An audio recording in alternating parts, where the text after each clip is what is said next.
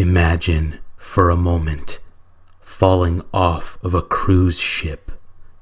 After surfacing from under the dark water, you look up at the mammoth ship that is now fast leaving you behind.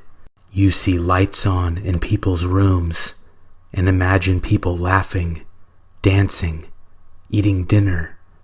Nobody has any idea that you are in the icy cold ocean. This is where you will stay. This is where you will die. Freezing. Alone. Imagine being alone on a boat with a murderer. Imagine a cinder block being tied to your ankles while your hands are tied behind your back. You are pushed off the side. You are sinking. You are feeling the maximum effect of panic and fear. Everything is dark. You are dead. Take a deep breath. You are about to go under.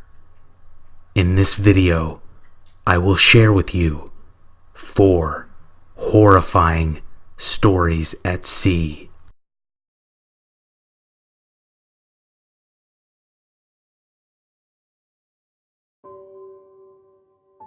Two years ago, I went scuba diving for the first time in my life.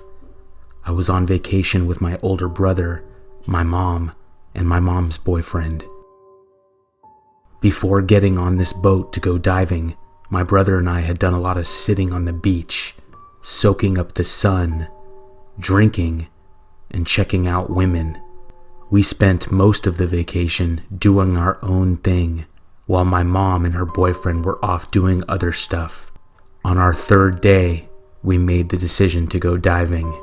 It was pretty expensive, but we had saved money specifically to do this. There were, I'd say, around a dozen people total on this good-sized boat. There was an instructor that really seemed to know his stuff. I think he said he had been scuba diving like 1,000 times, or something insane like that. When we got out pretty far away from shore, we dropped anchor, and the instructor was telling everyone how to hook up their apparatus and all the gear. When we finally got in the water, it was awesome. My brother and I saw amazing things. We were under for a good amount of time and ventured pretty far away from our boat. Too far. I surfaced first, and when I did, I didn't see anything but rippling water all around me. I spun around, and the boat was not there. My brother surfaced and did the same thing I did before he spoke. No fucking way. Our idiot instructor left us there in the ocean. Even if I tell you how scared we were, the feeling of helplessness, you could never come close to really imagining what that feels like. We spun around until we saw the boat off in the distance, moving away from us. I was quiet during this whole ordeal, but my brother comforted me by saying things like, "They'll be back when they do a head count, don't worry," and "It's just a stupid mistake, they're coming right back." He was right. We saw the boat make a large turnaround and was coming back in our direction, but not straight at us. It got closer, and eventually everyone on board spotted us, and the boat turned to come pick us up. The instructor was very apologetic, as you can imagine, and he told us we'd have free diving for life for this mistake. I was silent, but my brother is a real nice guy, and told him it was all good. After getting back to dry land, we both agreed that we won't be doing that again, regardless of it being free. This happened when I was in college 4 years ago. I went to a university that was very close to the ocean on the East Coast. I made friends with some people one weekend, and one of the guys in the group invited me to go out on his boat with him sometime. I need to clarify, I am male. He described his boat to a bunch of people, and was very proud to have it. It sounded like an expensive sailboat by the way he described it. I'm not really familiar with boats, and hadn't ever been on one since a cruise ship back when I was 11. This guy said his parents had bought it for him, and that had made sense because he was known to be a spoiled kid. He was nice though, and the idea of cruising around some Saturday afternoon, drinking some beers on the ocean sounded quite appealing. After that conversation, I saw him around the school, but didn't talk to him much, until one day he approached me in the library and asked if I still wanted to go sailing. I jumped at the opportunity and said sure, it sounded awesome, and he told me that the following day he was going out on the water and it would be a perfect opportunity. After a lengthy conversation about how sailing works, and him assuring me it was safe and that he had all the proper training, I told him that we'd meet at the docks the next morning. That night my roommate asked me what I was doing for the weekend, and I told him that I had made plans to go out sailing with this guy. He freaked out on me and told me he really wished he could go as well. My roommate and I were really good friends, and honestly it sounded way more fun if he were to join us. So I invited him to come, and was sure that the other guy would be cool with it. The next morning my roommate and I grabbed some coffee and some beers, and we ate breakfast and headed over to the docks to meet this guy. We were pretty excited, and when we got there we followed the directions he gave us and found his boat. It was a huge orange and white sailboat. We stood on the dock next to the boat admiring it, when the guy pops his head out from somewhere and immediately shows a look of concern on his face. He jumped off the side of the boat and onto the dock next to us. He looked at my roommate and then asked me, "Who is this?" I told him it was my roommate and that he was a cool guy, and he asked if he could come along. I told him I didn't think that he would mind, but the guy looked very annoyed, and it was awkward as hell for a few moments. The guy kept looking back and forth at the boat and then us. He took his hat off and rubbed his head like he was really stressed out. Eventually he sighed and said it was fine. A few hours later, we had been on the boat for a while.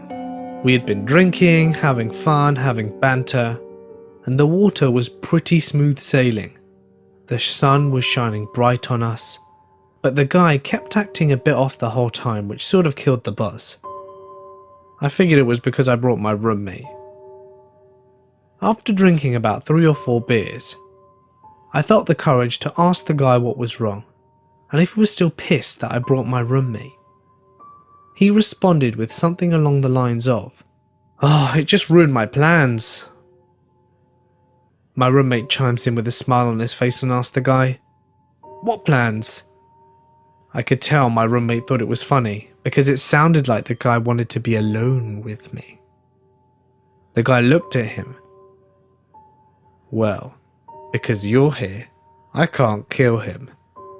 This took me off guard completely, as I felt fear and unbelievable relief hit me at the same time.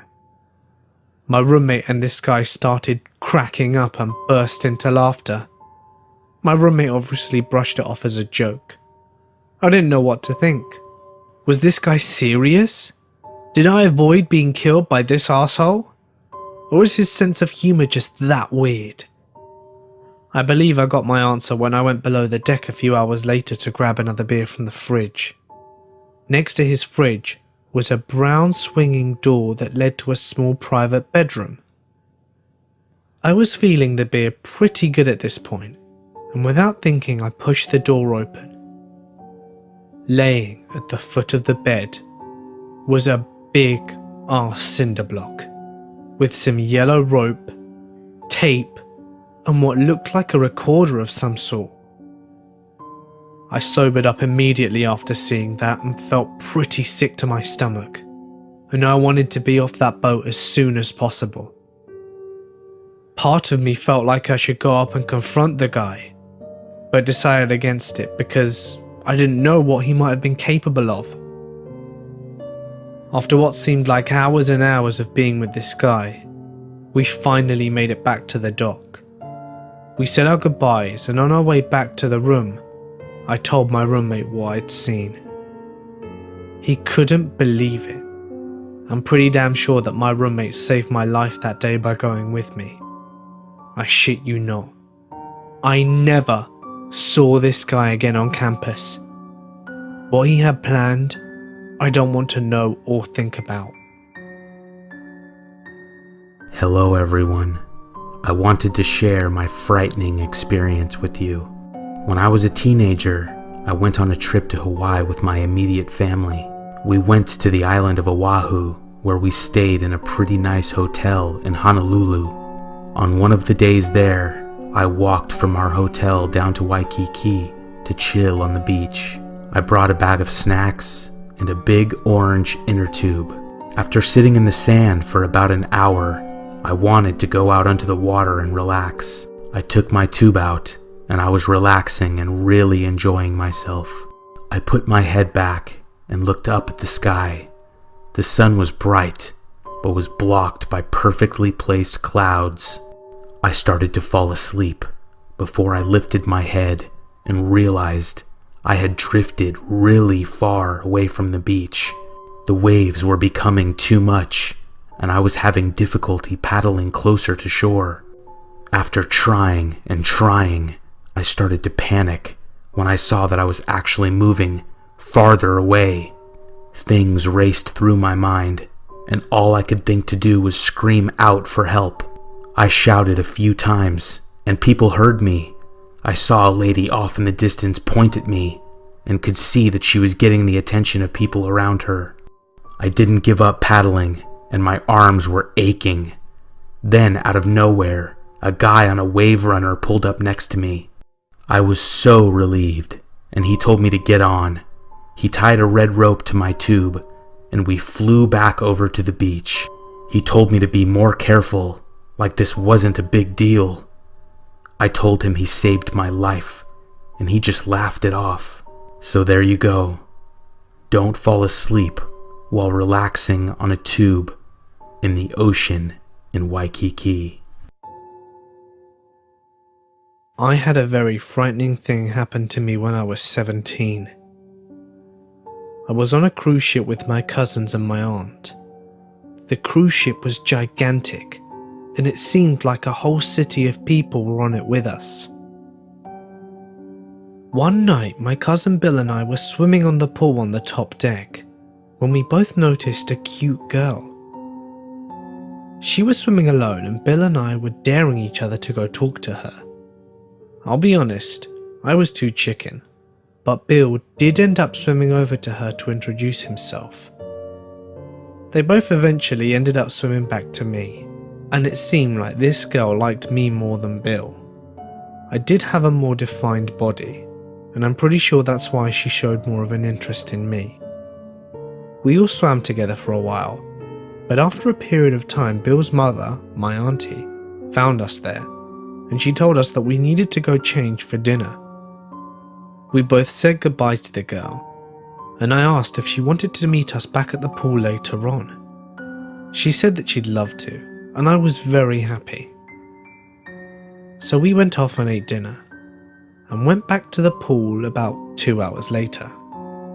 We waited and waited, but the girl never showed up. Bill and I decided to go wander around the ship, with the hopes of seeing her somewhere. We wandered the huge ship for hours, but we never saw the cute girl. It got quite late, so we hesitantly gave up, and we went back to our rooms to go to bed. We slept in the following morning, but eventually got awoken by a knock at the door. The cruise ship employees were looking for a girl that had gone missing. My heart sank to my stomach, and I just knew that the guy at the door was referring to the cute girl. We told him that we met her at the pool, and we actually had to go speak to the captain himself to explain it as well. After that, nothing happened and we continued our trip as normal.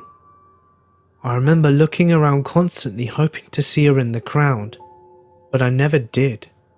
What really gets to me the most about all of this is that they made a huge deal about this. Every employee on the ship was looking for this girl until we docked. And after researching it weeks later, I found out that she was still missing. To this day, they have never found her. Hello everyone. Thank you very much for watching, and I hope you enjoyed this video. I want to give a special thank you to my good friend Mortis Media for joining me. The ocean dominates our planet with coverage of 71%. It is not natural for us to venture into it.